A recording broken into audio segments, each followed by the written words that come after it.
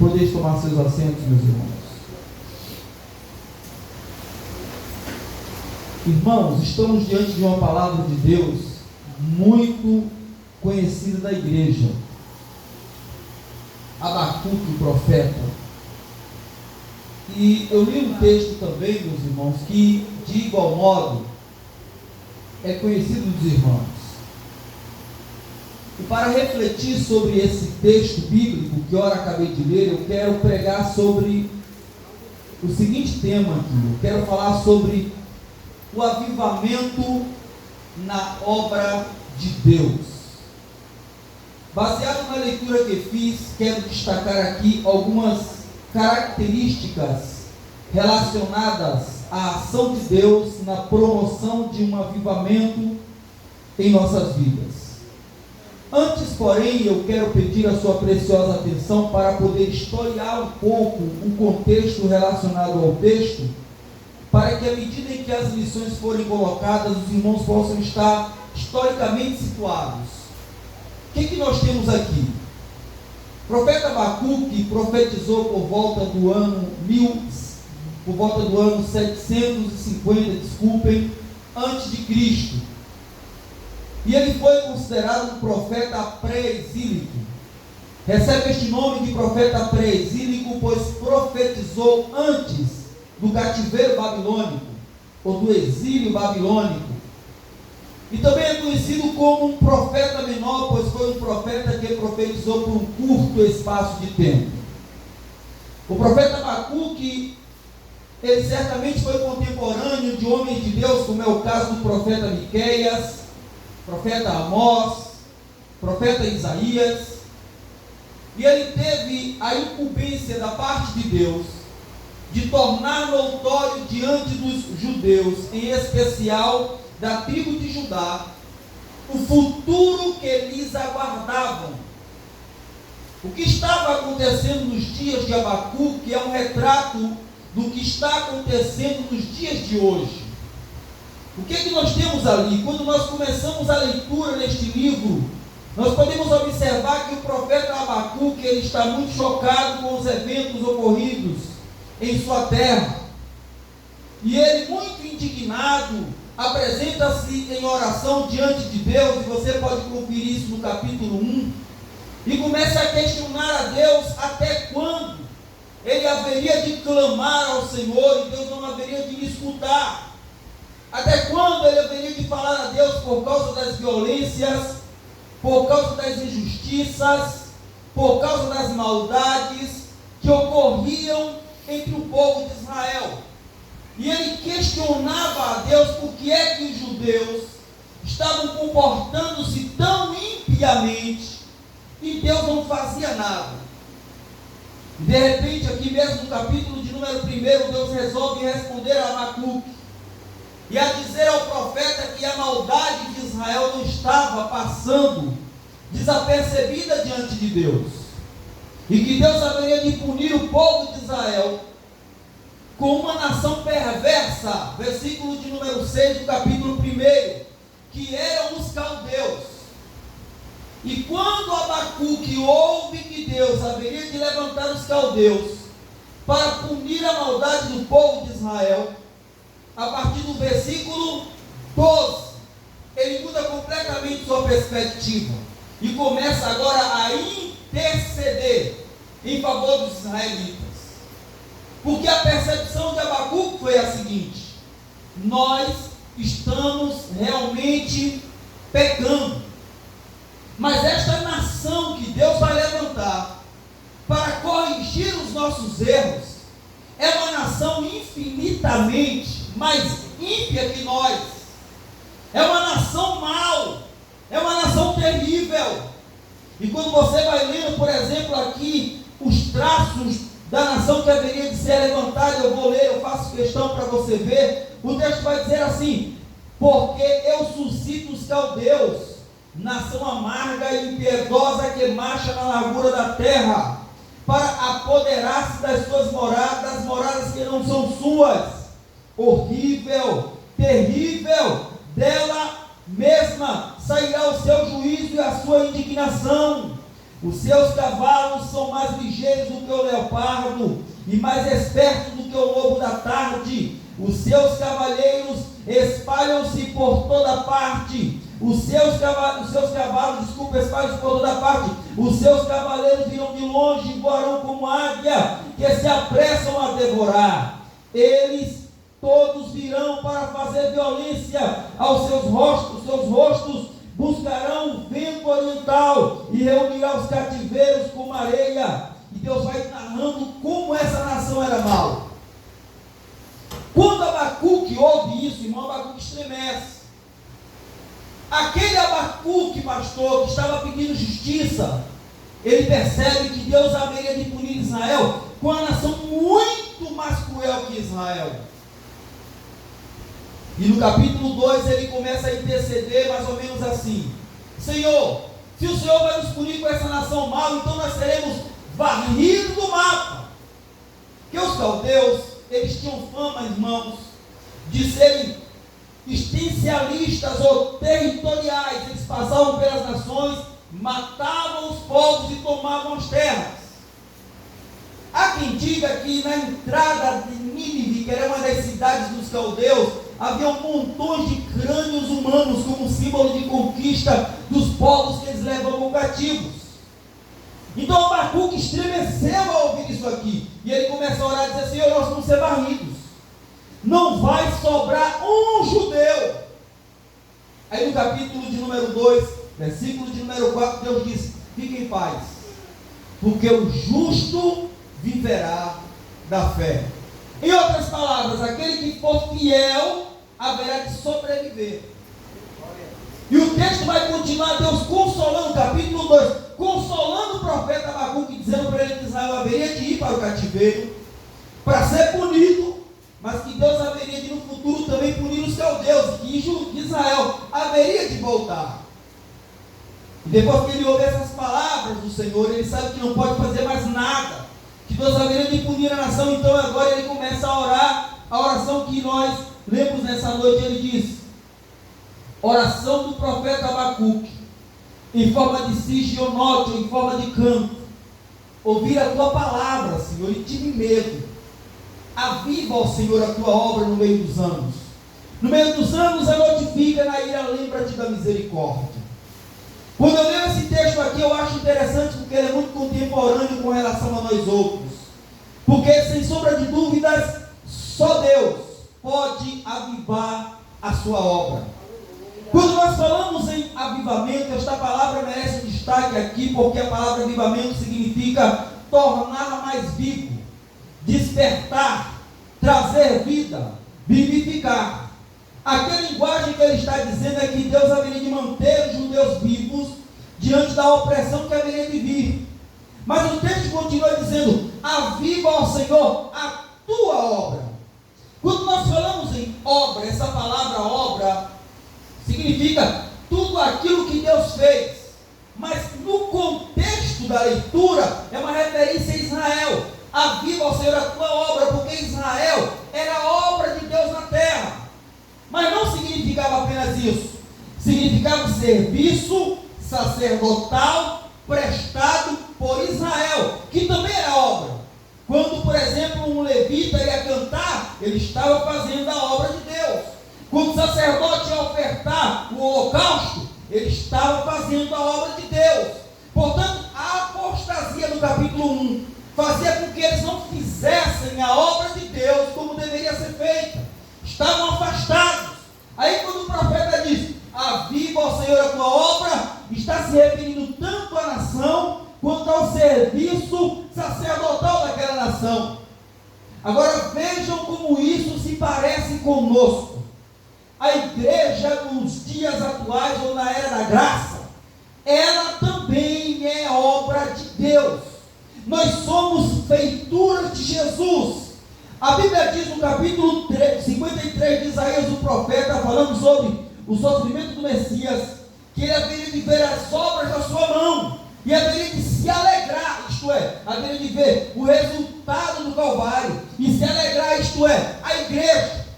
Então nós também, a igreja, somos obras das mãos de Deus.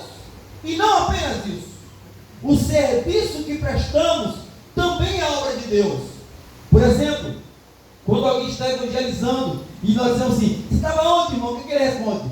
Fazendo a obra de Deus. Você estava fazendo o que na igreja? Estava adorando a Deus e estava também fazendo a obra de Deus. Então, a obra de Deus tanto refere-se ao povo quanto ao serviço que esse povo presta, esse serviço que esse povo faz. Então, quando alguém não está fazendo a obra de Deus corretamente, esta obra é morta, esta obra não tem sentido. Então daí a oração do profeta Abacuque aplica-se tanto a Israel, quanto aplica-se também à igreja. Irmãos, quando nós falamos em avivamento, nós estamos falando da ação sobrenatural de Deus no meio do seu povo, da intervenção sobrenatural de Deus no meio dos seus. E isso não é conto da carochinha ou invenção da cabeça de pregadores ou de teólogos, não é. O avivamento é um fato, o avivamento é real. Permita-me, por exemplo, citar rapidamente alguns avivamentos aqui, na intenção de massificar a ideia de que avivamento é real. Por exemplo, quando o povo de Israel estava no Egito e Deus tirou Israel de lá, aquilo foi um avivamento. Quando o povo de Israel estava para penetrar na terra de Canaã e Deus levanta Josué, aquilo foi um avivamento. Quando os juízes iam e livravam os judeus dos seus algozes, aquilo era avivamento. Quando Deus levantou Samuel para reger a terra e Samuel orava, coisas sobrenaturais aconteciam, Deus dava vitória ao seu povo, aquilo é avivamento. Quando Davi ascende ao trono, vai buscar a arca e traz a arca para Jerusalém e todos se alegram, aquilo é avivamento. Quando Salomão constrói o templo e aquele templo suntuoso e a glória do Senhor enche todo o templo, aquilo é avivamento. Quando, por exemplo, já no Novo Testamento, Jesus nasce e começa a fazer a sua obra aqui na terra, aquilo é avivamento. Quando os discípulos estão reunidos no cenáculo e de repente o Espírito Santo desce sobre os discípulos, fundamentando a igreja, aquilo é avivamento. Quando você sai da sua casa, vem para este lugar adorar, cultuar, louvar a Deus, isso é avivamento. Então avivamento não é contra a carochinha. Nós poderíamos falar de avivamentos medievais, por exemplo, avivamento de John Wesley, avivamento de Jerônimo Savonarola, avivamento do próprio Martinho Lutero. Houve muitos avivamentos ao longo da história, o avivamento da Rua Azusa e muitos outros avivamentos. Por que é que eu estou citando isso? Para que todos que estão sendo expostos a essa palavra entendam de uma vez por todas: o avivamento é um fato real, ele pode acontecer individualmente e coletivamente. Nesta noite o Espírito Santo está nos convidando a entender que há muitas pessoas neste lugar que Deus vai chacoalhar com um avivamento poderoso nesta casa, e ao mesmo tempo está nos chamando a atenção para dizer: pastor, que Deus tem um grande projeto com a EDFC aqui nesta região, e Ele vai promover um avivamento para isso. Eu estou incluso nesse evento. Quando querem participar deste avivamento, adore, porque o avivamento é Deus quem promove. Avivamento não é criação de pregador. Pregador comenta e participa do avivamento, mas não é criação. É um processo histórico que ocorreu milhares de vezes ao longo da história. Mas para participarmos de um avivamento, o que é que nós precisamos fazer para que Deus avive a sua obra? Existem algumas lições nesse texto, já conhecidas dos Salmos, mas que quero compartilhar convosco. E eu repito, a fim de massificar na nossa mente, de corroborar, de repetir a mesma coisa, a fim de que seja por osmose na nossa cabeça esses fatos. Primeiro, Deus aviva a sua obra quando o homem ora. O versículo de número 1 diz assim: oração do profeta Abacuque.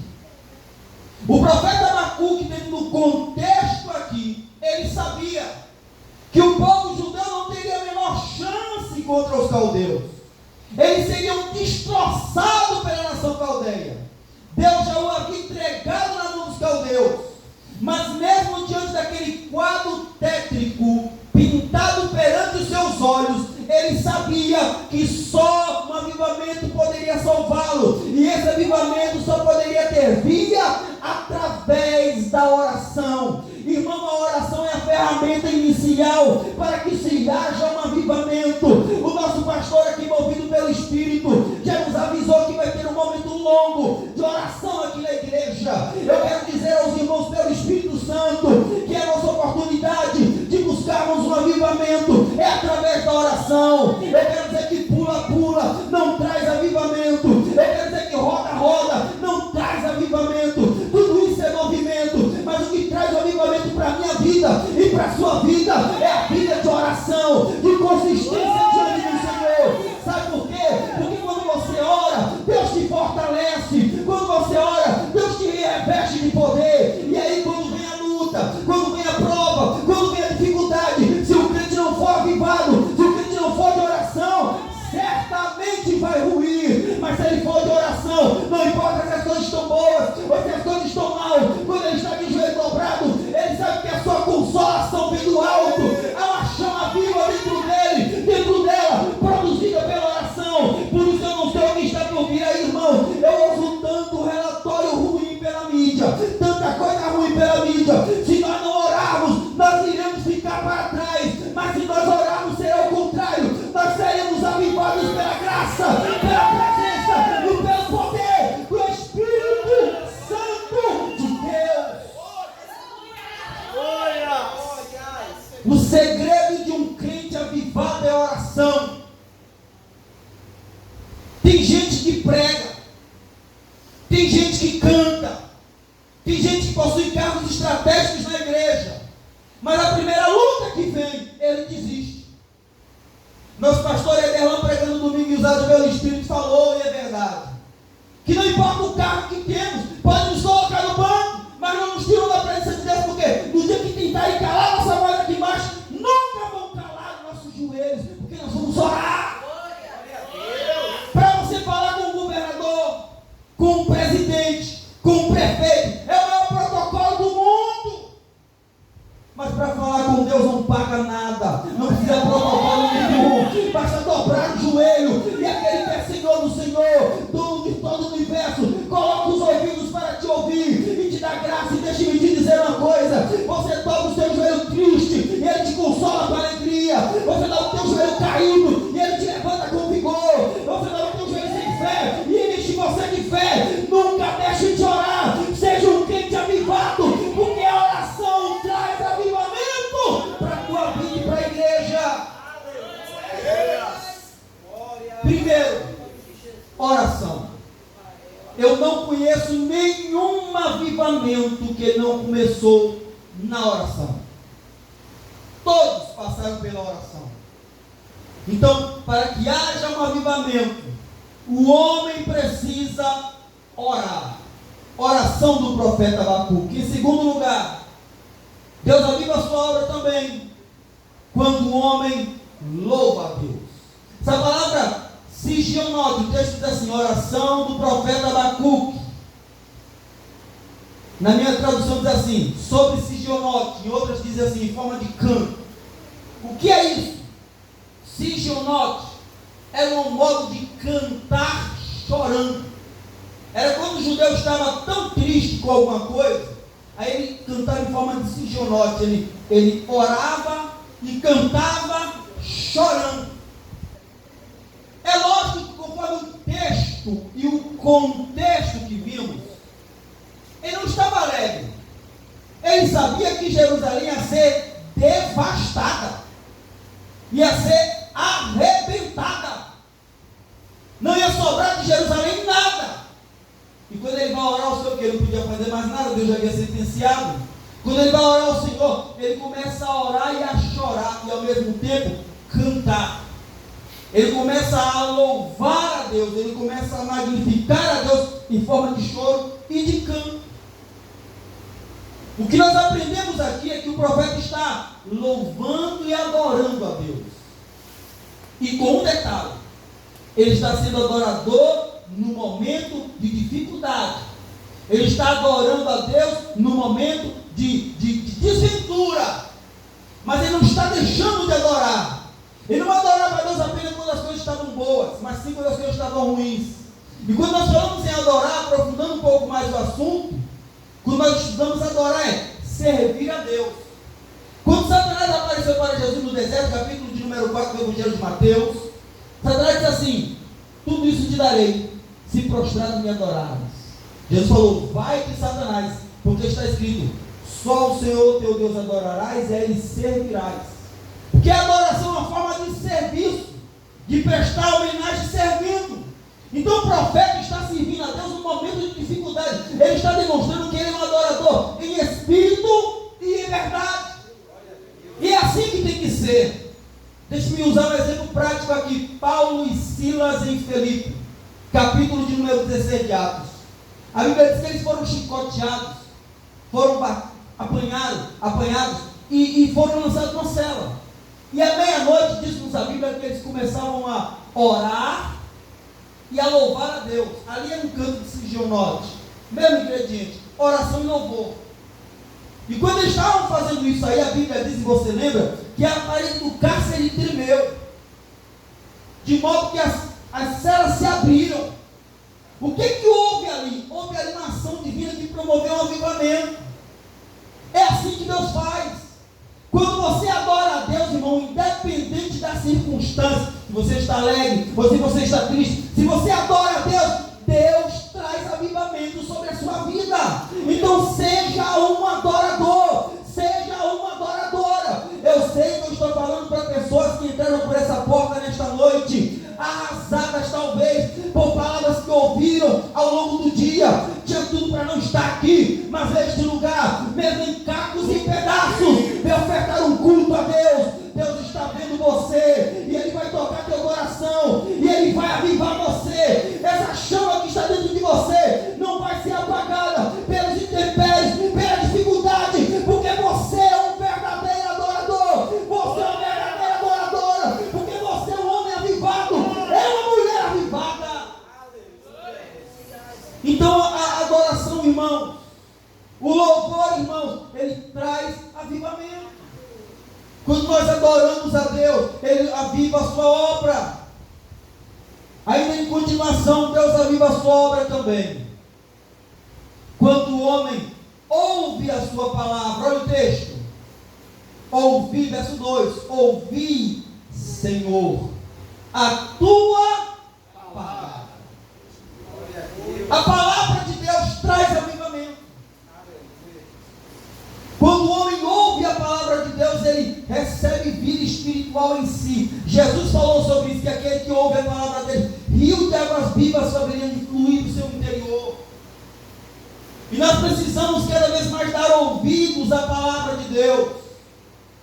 A palavra de Deus a qual estou me referindo, irmãos, são pregações que têm como base a Bíblia Sagrada.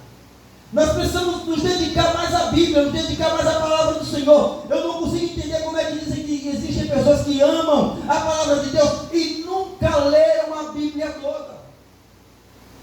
Nós precisamos colocar um propósito. Você não é obrigado a ler a Bíblia ao longo da sua carreira 1000 anos, ou 1000 vezes, não, mais ou menos uma vez. Você tem que ler a sua Bíblia, porque ela vai produzir avivamento em você. E eu faço uma repetição do que já disse antes. Não conheço um avivamento que não passou pela oração, adoração e pela palavra. Passa por isso. Não existe crente avivado que não seja pela palavra. Os discípulos estavam terrivelmente tristes. E quando eles estavam andando na estrada de Emaús, Jesus apareceu para eles, vocês lembram, e entrou na casa onde eles estavam. E ali eles pensavam que Jesus era um estranho, pensavam que não sabiam que era Jesus na verdade. E quando Jesus levantou o pão e deu graças, ele sumiu. E os discípulos falaram que realmente era o Senhor, porque o nosso coração ardia quando ele falava. A palavra de Deus faz o nosso coração arder, irmão. É a palavra de Deus que nos santifica, é a palavra que nos levanta, é a palavra que nos instrui, é a palavra que nos capacita, é a palavra que nos dá sabedoria, é a palavra que nos dá habilidade. Irmãos, nesta noite, se você quer ser um crente avivado, se você quer ser uma crente avivada, então dedique-se à palavra de Deus. Um crente que está fundamentado na palavra, é como disse o salmista Davi, é luz para o meu caminho, é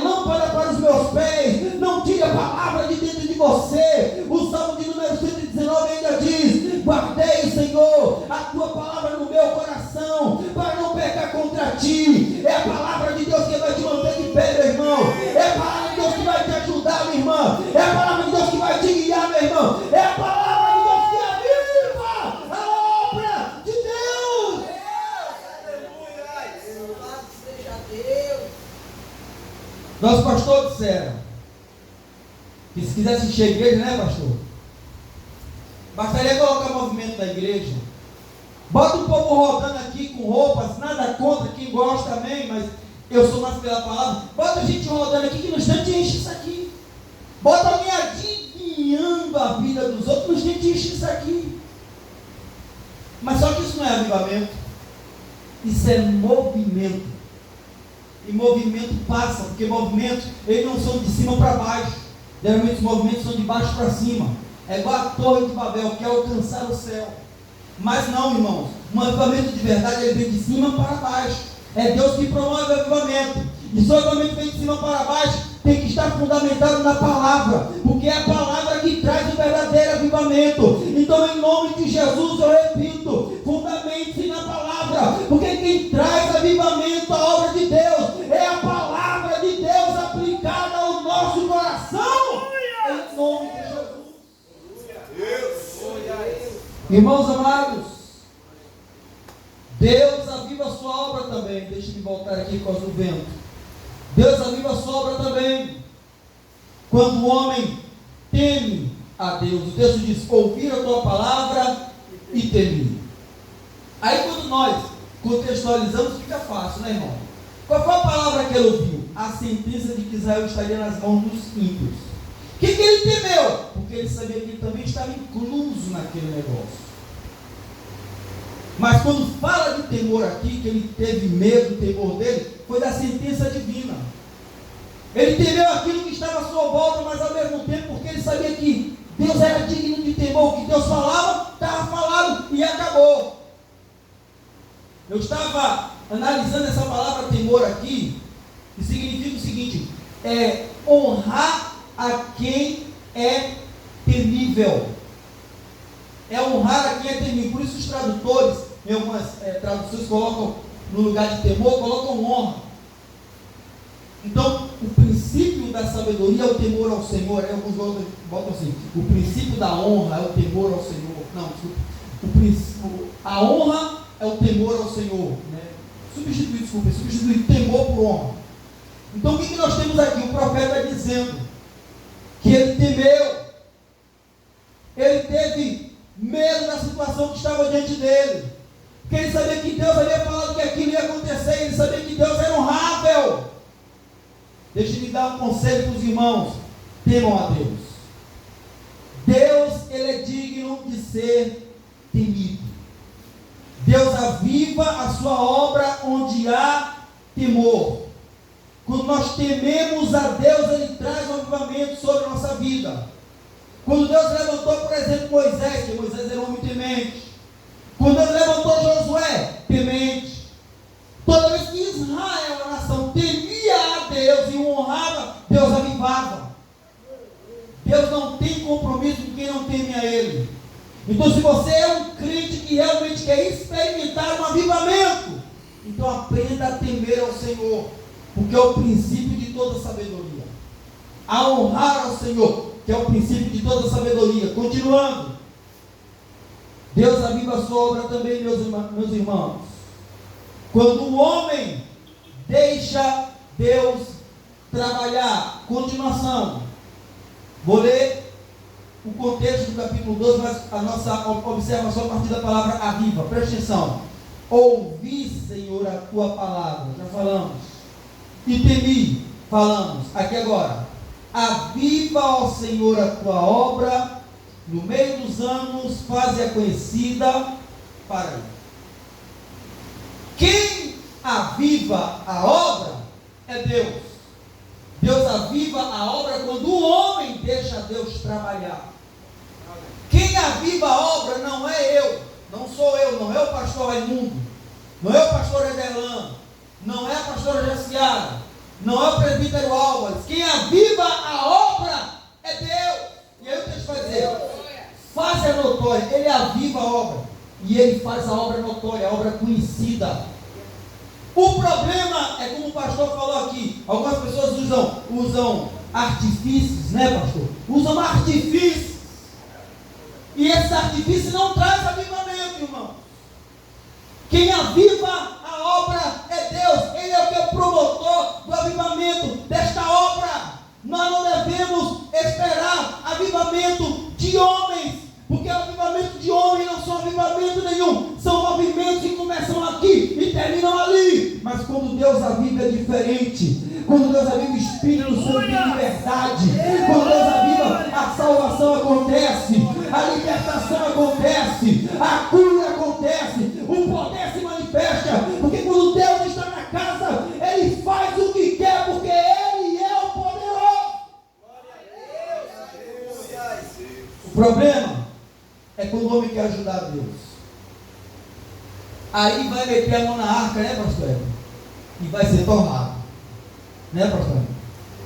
O problema é quando o homem, eu vou usar a mulher aqui para não ficar.